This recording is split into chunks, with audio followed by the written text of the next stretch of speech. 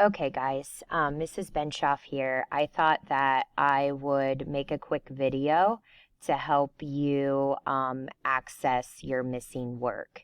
So the first thing that you're going to want to do is go to Classroom. And as you can see right now, I'm in Google Classroom. So I'm going to click on the daily agenda. And I'm just going to work through the days from when I was absent. Now, typically, I'm not going to have this ready to go for you until the end of the day, okay? So if you look at yesterday, that's Thursday, you can see that we reviewed the class agreement. We discussed why study English.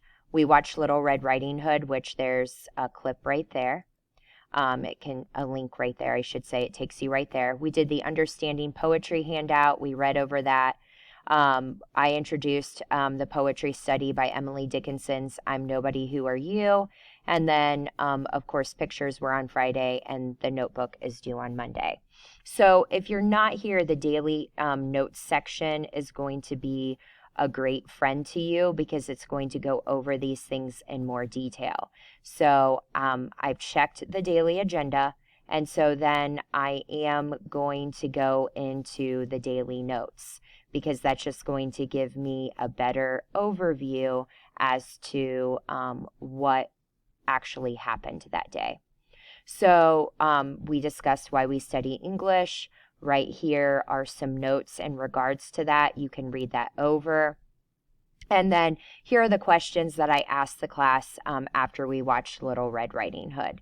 And so that led us to an interpretation of Little Red Riding Hood. And we realized that it's not just a simple children's tale, that there's a lot more to the story than that. And as mature and sophisticated readers, we need to be able to read between the lines.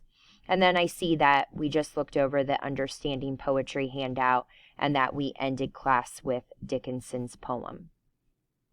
So then, I'm still missing some handouts, so I can go into the extended absences.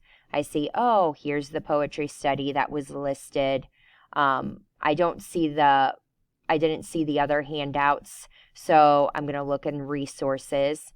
Here was the class agreement, so I'm just going to take a few minutes and read that over so that I am aware of the expectations for class. And of course, you can do this on your own. And then I also see, okay, here was the Understanding Poetry handout.